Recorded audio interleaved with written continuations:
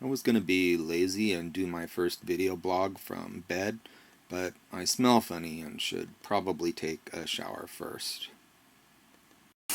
Like a virgin, touched for the very first time. Ow! Today I'm going to smell especially good because I'm using waffle cone shampoo.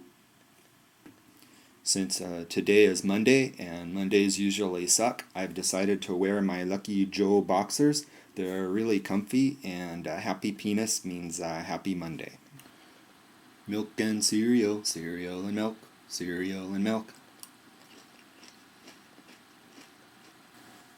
And a banana, so Miss Sizzle doesn't yell at me.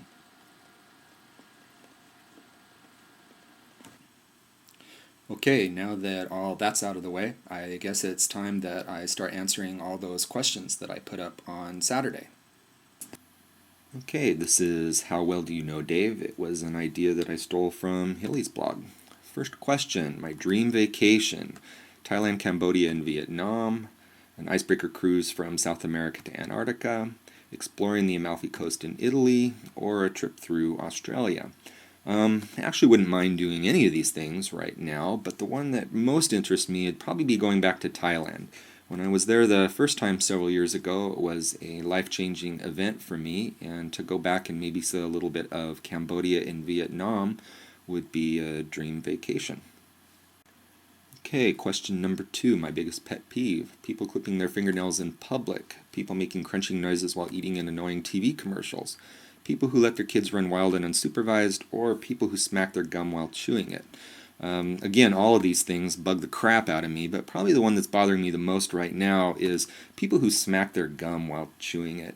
I was in Spokane last week and eating at David's Pizza, which is one of my most favorite places to eat, and standing in line when all of a sudden this gum-smacking whore comes up behind me, smacking away, and it's like, come on, lady, people are trying to eat here. Question number 3. No matter how bad I'm feeling, doing this one thing will make me feel happy every time. Painting a scenic picture, bitch-slapping random idiots at the grocery store, watching the last 5 minutes of the movie Millions, or eating a bowl of chocolate pudding with graham crackers.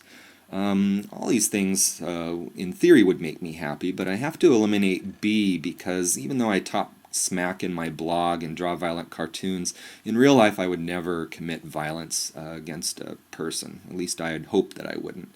But painting a scenic picture, that would be great. I rarely have time to do it, though. Eating a bowl of chocolate pudding, always a good thing, guaranteed to put a smile on my face, but probably the thing that I most like to do when I'm feeling down is watch the last 5 minutes of the movie Millions. It's a brilliant film, really uplifting, and those last 5 minutes, I don't care how bad your day is, after you see it, you're feeling much better. Question number 4. My Dave Toon sidekick of Bad Monkey is based on Robert, my motorcycle riding friend, Max the homicidal rabbit from Sam and Max, Curious George, or Calvin from Calvin and Hobbes. Now, Calvin is my favorite comic strip character of all times, but he's a lot smarter and craftier than Bad Monkey will ever be, so let's get rid of that one. Curious George had a big effect on me as a kid because I read all the books over and over again, and that's probably where my obsession with monkeys came from. Robert, my motorcycle riding friend, he does a lot of the crazy stuff that Bad Monkey might do, but it's actually the other way around. Bad Robert was named after all the Bad Monkey cartoons that appeared in my blog. So the real answer is probably Max, the homicidal rabbit from Sam and Max. Not a lot of people know about Sam and Max. It's kind of a cult comic book thing, but it was a cartoon and a video game, and Max and Bad Monkey are both insanely crazy, but absolutely adorable and lovable at the same time. Question number 5. The first blogger I ever met in person is Jenny from Run Gen Run, Jeff from Geekable, Kaza from Kaza the Blank One, or Kevin from Capgar. These are all the earliest bloggers that I met, but the one that I met first would be Jeff from Geekable. I was working in Milwaukee and heading over to Detroit so that I could visit the new Hard Rock Cafe there. I remembered that Jeff lived in the Detroit area, and so I gave him a call. We had a great lunch at the Hard Rock, and it was the first of many bloggers I would meet, and hopefully I'll be meeting many more. Question number 6, the total number of web feeds I read and how many of those are personal blogs. 188, 227, 362, or 390. The answer would be 362, with 256 of those being personal blogs. That may sound like a lot, but not everybody posts every single day, and it doesn't make it that difficult when you have a feed reader that you're using. But it is an awful lot, and explains why sometimes I don't have a lot of time to comment on everybody's blog as much as I would like to. Next question. The traits I most admire in people are honesty and intelligence, conviction and compassion, bravery and strength, or hotness and charisma. Now, as easy as it would be for me to answer D, especially with people like Elizabeth Hurley in the world, that would be a pretty shallow answer. Bravery and strength are definitely admirable traits. There's people that have to face unbelievable adversity in their lives every day, and for them to get through it on the merits of their bravery and strength is something to admire. Honesty, intelligence, always a good thing, but I think the thing I admire most in people is their personal conviction and compassion. People who are able to balance the two is kind of a rare thing in this world, and for people to be able to hold on to their beliefs, yet maybe help out people who believe differently than them, is something I really admire, and there's a lot of worthwhile people in the world doing just that today. Question number 8, the person I would most like to beat severely with a baseball bat.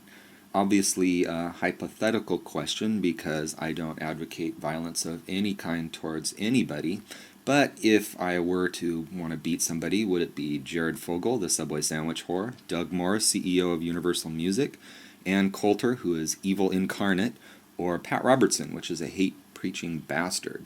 Doug Morris is the guy that got up and called all iPod owners thieves, even though I own an iPod and don't have any stolen music on mine, and that makes him kind of a douchebag worth beating. Jared Fogle is just an idiot. He gets up in these commercials, holds up a Subway sandwich with no cheese, no mayo, and then holds up a Whopper with triple beef, triple cheese, and extra mayo, and tries to compare the two for nutritional value, and it's just not a cool thing to do. He's pretty much a whore paid to say whatever Subway tells him to pay, and for him to get up and try to act like he's helping people is pretty lame. Pat Robertson is one of those people that really drives me nuts. He professes to be a man of God, but all he does is get up and preach hatred towards people who don't believe like he does, which is definitely wrong. But the big winner here, or loser, depending on how you look at it, would definitely be Ann Coulter. She's just a woman that will say absolutely anything, no matter who it hurts, no matter what the consequences are, and she just doesn't care. She just wants to sell her books and say these outrageous things, and we don't really need that in the world right now. We've got enough problems without having people try to divide us and set us against each other. And I'm always curious about how Ann Coulter can get away with wearing a crucifix, because you'd think someone as hellaciously demonic as her would just like burn right through her skin or something. Okay, the travel guru I would most likely use as a resource for planning my trips. Is it the Travel Channel's Samantha Brown, 1,000 Places to See Before You Die author Patricia Schultz, famous travel writer and TV personality Rick Steves, or brilliant travel storyteller Bill Bryson? Can pretty much eliminate Rick Steves. I'm not a big fan of his stuff. He may be okay for a first-time traveler or someone who doesn't travel that often, but he's not really my speed. Really like Bill Bryson. Brilliant storyteller. Have gotten a couple ideas from him. The 1,000 Places to See Before You Die book is a good resource. I've gotten some ideas from there, but a lot of the places she wants you to go are like hotels and things, which is not really my thing either. The answer here is the Travel Channel's Samantha Brown. She's got a brilliant show. She's smart, she's funny, she's cute. She has an amazing passion for travel, and every time I see one of her shows, it's just she makes it out to be someplace I want to be too. Last question. My greatest phobia would be fear of hospitals, fear of insects, fear of snakes, or fear of heights. Not afraid of snakes or lizards. Actually, I like snakes and lizards. Not a fear of hospitals. When I was a kid, I actually liked going to the hospitals because when I grew up, I wanted to be a doctor. Unfortunately, my medical career was put on hold when I found out I was afraid of blood. A little bit afraid of insects. They're kind of creepy crawly, and that second Indiana Jones movie really put the fear of insects into me.